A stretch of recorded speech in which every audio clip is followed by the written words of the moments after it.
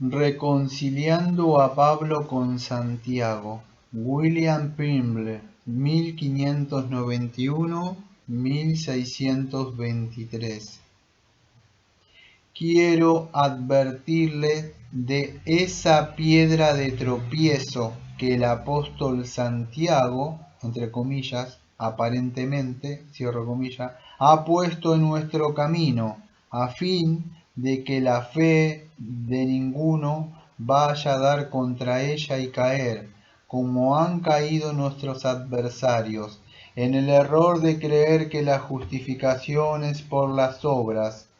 El apóstol bendito, en el segundo capítulo de su epístola, pareciera no sólo dar ocasión a ello, sino que también pareciera enseñar directamente de esa doctrina de justificación por las obras. Porque el versículo 21 y los subsiguientes dice expresamente que Abraham fue justificado por las obras cuando ofreció a su hijo Isaac sobre el altar, y que Rahab fue de la misma manera justificada por las obras cuando refugió a los espías, donde postula una conclusión general de que el hombre es justificado por las obras y no solo por la fe. Santiago capítulo 2 versículo 24. Ahora bien, a primera vista no podemos decir nada más opuesto a la doctrina del apóstol Pablo en Romanos y en otros de sus escritos, porque hablando del mismo ejemplo de Abraham dice exactamente lo contrario, que Abraham no fue justificado por las obras a fin de que no tuviera motivo de jactarse. Romanos capítulo 4 versículo 2. Y hablando en general acerca de la justificación del hombre por la fe, luego de un fuerte argumento llega a la conclusión de que el hombre es justificado por la fe sin las obras de la ley. Romanos capítulo 3 versículo 28. Esta conclusión parece contradecir la de Santiago. A alguno le parece imposible resolver sin reserva esta seria discordia entre estos apóstoles, sabiendo que el Espíritu Santo nunca se contradice. Algunos han llegado a la conclusión de que si el Espíritu de la verdad habló por medio de Pablo, indudablemente era el espíritu del error que habló por intermedio del autor de la epístola de Santiago. Por este remedio es peor que la enfermedad y es más violencia que habilidad cortar el nudo que no puede deshacerse con facilidad. Tenemos que darle un curso más seguro y benigno y encontrar algún otro medio para resolver esta gran diferencia, sin robarle a la Iglesia el tesoro valioso del conocimiento divino que contiene esta epístola. De hecho, tanto las iglesias católicas como la nuestra, reformada, admiten que esta epístola es canónica.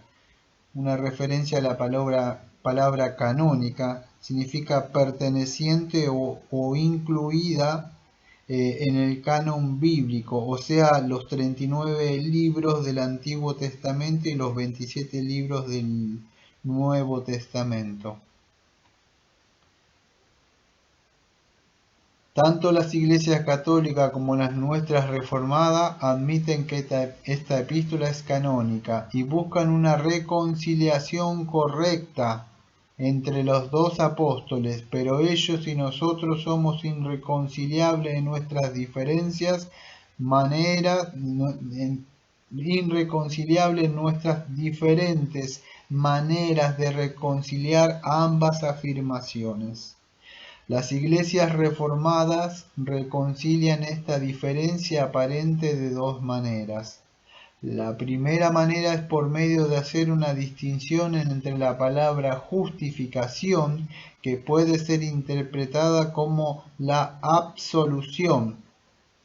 Acá absolución se está refiriendo a la sentencia que da un juez o la sentencia de un juez declarando inocente a un acusado. Vuelvo a repetir entonces.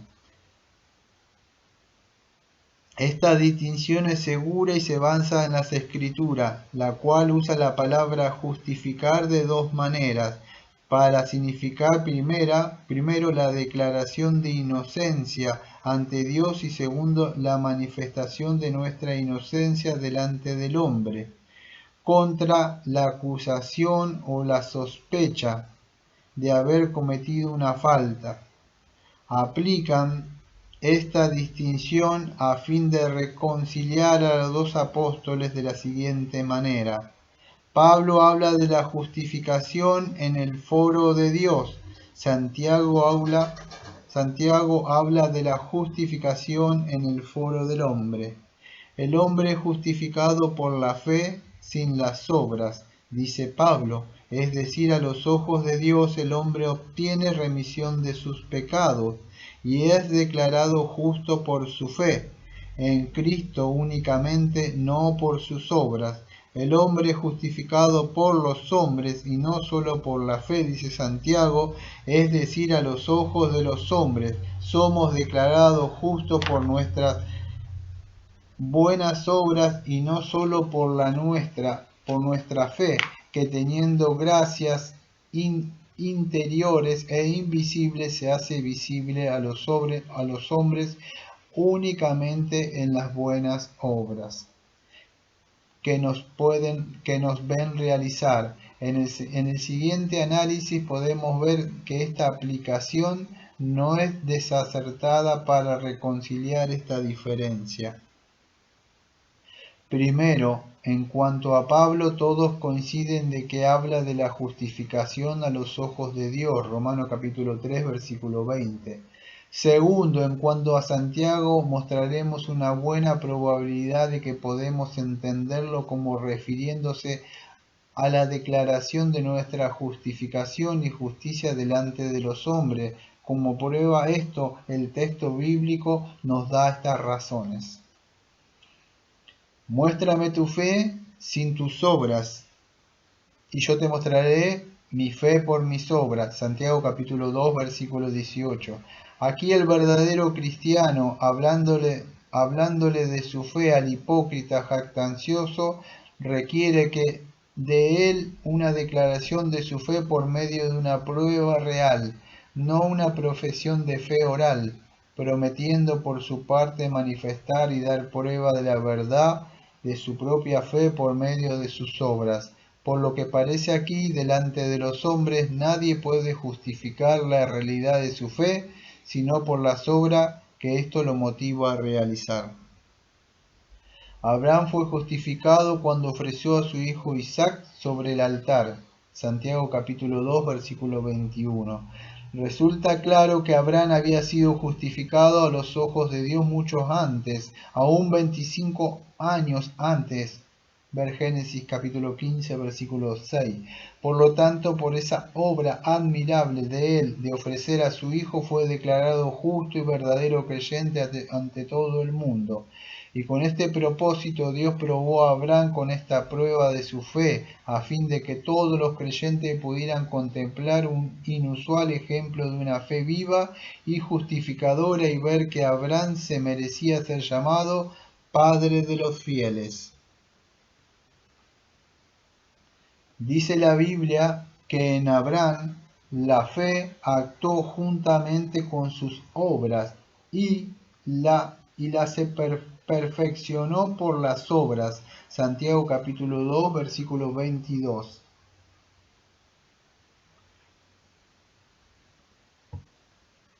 Aún en la opinión de los expositores papales como Lorinus, John Lorinus, vivió en el 1569 y 1639, era un comentarista jesuita. Aún en la opinión de los expositores papales como Lorinus, esto debe entenderse como la manifestación de la fe de Abraham por medio de sus obras. Su fe dictó sus obras manifestaban el poder y perfección de su fe. No es sin razón que Calvino y otros expositores evangélicos dieran esta solución del problema. Esta es la primera manera de reconciliar estos dos pasajes. No obstante, aunque esta interpretación puede ser defendida contra cualquier punto que nuestros adversarios objeten, muchos teólogos muy eruditos optan por tomar otra dirección y analizar con más cuidado los pasos de los apóstoles, con cuyos razonamientos también coincido. La segunda manera de reconciliar estos pasajes es hacer una distinción en la palabra fe, considerándola en dos sentidos distintos. Primero, se la considera como aquella fe que es auténtica y viva, la fe que obra a través del amor, y es fructífera en todo tiempo de obediencia. Segundo, se la considera como aquella fe que es falsa y muerta, siendo apenas un reconocimiento de la verdad de todos los artículos de la religión, acompañada con la formalidad externa de una profesión de fe, pero carente de una obediencia sincera. Esta distinción de esta palabra fe es certera según las Escrituras, como lo hemos demostrado hasta aquí en nuestra exposición de esa gracia. Nuestros hombres la aplican ahora así.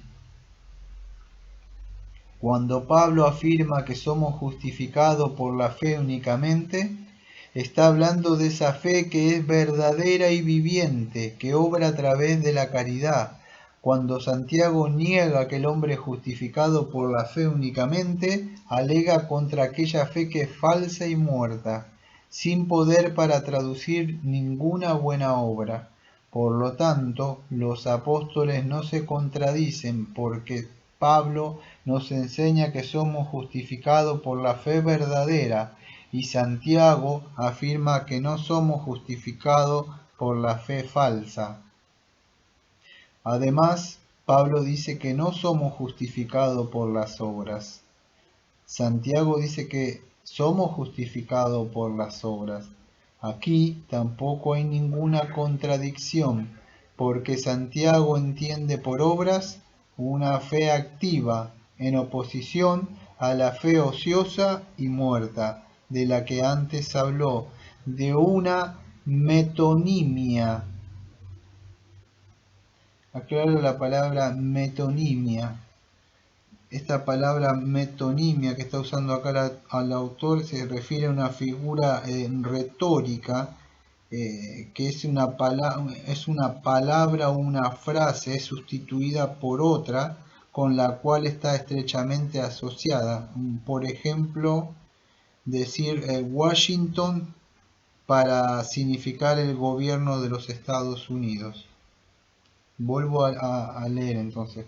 Porque Santiago entiende por obras una fe activa en oposición a la fe ociosa y muerta de la que antes habló, de una metonimia del efecto. Entonces resulta claro que estas dos proposiciones de que no somos justificados por las obras, proposición de Pablo, y de que somos justificados por una fe activa, proposición de Santiago, coinciden. Pablo quita las obras de nuestra justificación, pero no de nuestra fe.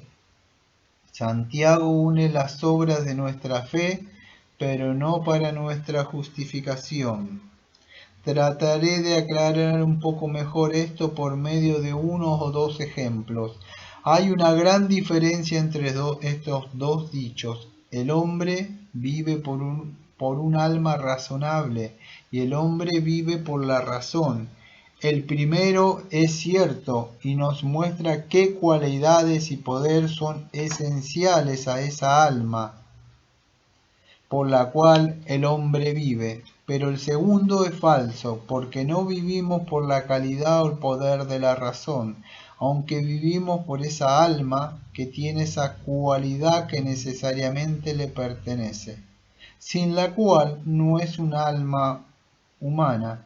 Lo mismo sucede en estas proposiciones. El retoño vive gracias al aliento de vida.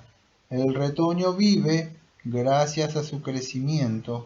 Aún la mente más simple puede entender que lo primero es cierto y lo segundo falso, porque el alma vegetal por la que las plantas viven para existir requiere necesariamente las tres facultades de alimentación, crecimiento y procreación, pero no es la facultad de crecer lo que da vida a las plantas, porque vive aún cuando no está creciendo.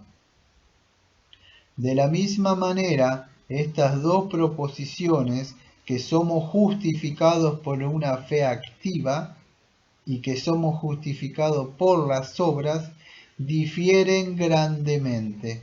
La primera es cierta y nos muestra qué cualidades requieren para que esa fe exista, por la cual vivirá el justo, a saber, que además del poder de creer en la promesa, hay también una tendencia habitual y una determinación de hacer buenas obras debido a ella.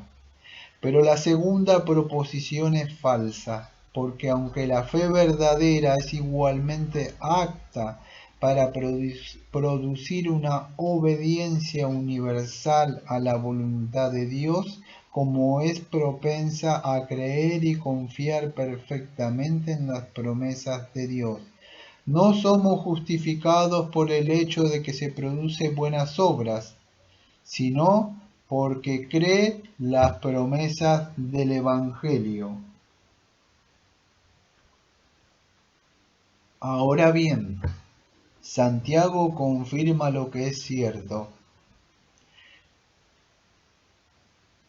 que somos justificados por una fe activa, y Pablo niega lo que es falso, que somos justificados por las obras.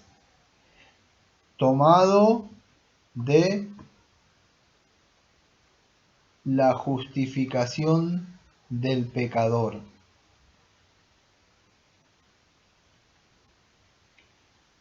Por William Pringle, 1591-1623, puritano, educado en Magdalen College, Oxford, donde se graduó en 1614, habiendo sido instruido por el puritano Richard Campbell. Trabajó tan intensamente en sus estudios y predicación que afectó su salud y murió de una fiebre en 1623. Nacido en Egerton, Kent.